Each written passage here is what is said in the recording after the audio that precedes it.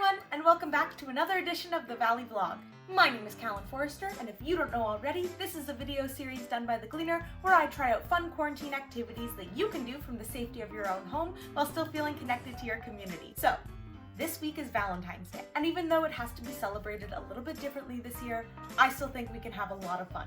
And so today, I'm going to share a recipe for Valentine's Day themed cake pops. These are a great treat for your partner, your kids, yourself. They're fun for everyone. Let's not waste any time, let's get started. Now, cake pops are super fun and super trendy, and they're way easier to make than they seem at first. All you'll need for this recipe is a cake mix and its add-ins, a can of icing, some white chocolate, some vegetable oil, some sprinkles, and some sticks to hold your cake pops. You can also choose to make your cake and icing from scratch, but in a pinch, the box stuff works just fine. Now, of course, cake pops come in a variety of flavors, and you can choose your favorite one, but because it's Valentine's Day, I'm going with chocolate. The first step to this recipe is baking your cake and letting it cool completely. I recommend baking your cake the day before you want to assemble your cake pops, so I'm gonna cut to a clip of me baking it last night.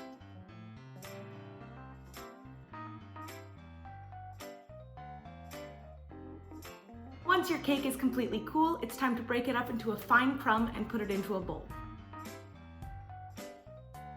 I recommend only using the middle part of the cake because the edges tend to be a little bit drier and a little bit harder to crumble. And this way you get to snack on the edges as you bake.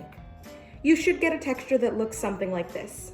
Next step is to mix your icing into the cake. There aren't exactly measurements for this part of the process, it's more of a texture thing. You want the dough to be fudgy, and when you roll it into a ball, it'll hold its shape. I would recommend starting with half a can of icing and working your way up. Once you're happy with the texture, you can roll your mixture into small balls and place them in the freezer to set while you prep the coating. Alright, now that our cake balls are setting, it's time to make the coating. Pause the video! I'm here to tell you about the Gleaner's new promotion. Right now, when you put a job posting in a new edition of the Gleaner, we put it on our website for 2 weeks with no additional cost. This is a great way to get your message out there and to broaden who sees your ad, and it's only available for a limited time. If you want to profit off of this amazing deal, make sure to get your ads in by February 17th. Back to the video. The first step is to melt your white chocolate, and I'm going to do that using a double boiler. So this is a double boiler. I have a small pot filled with some water and a small metal bowl on top. I started that at a low simmer, and I'm going to put the white chocolate in it so that it melts gradually. If I were to just use the white chocolate to coat the cake balls, it would go on really thick and lumpy and uneven. So a solution for this is to add about 1 tablespoon of vegetable oil for each 12 ounces of chocolate that you're using. This way the chocolate will go on smoothly and coat everything evenly. Once the chocolate is melted, you can get your cake balls from the freezer and start to coat them. You'll have to work fairly quickly so that the chocolate doesn't harden. Once your cake balls are coated in chocolate and back on the baking sheet, add some red sprinkles before they have time to harden completely.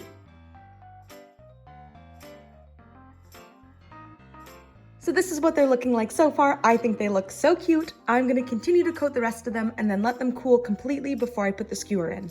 Alrighty, it's a couple hours later and my cake pops are set. They look so cute and I'm so excited to take a bite. Okay, it did fall apart a little bit, but it is sweet and chocolatey and dense and everything I wanted it to be. I think these would be a perfect end to a wonderful Valentine's Day. That concludes this week's edition of the Valley Vlog. Thank you so much for watching. But before we go, we have to put something in our Good Things of 2021 jar. This week I put that I got to write a song with one of my best friends, and it was so much fun to get to do that. If you enjoyed this video, please like it, comment down below, and share it for the world to see. And let me know in the comments what you want to see me do next and what you put in your Good Things jar this week. I hope you all have a wonderful Valentine's Day, and as always, please stay safe, stay healthy, take care of each other, and I'll see you very soon.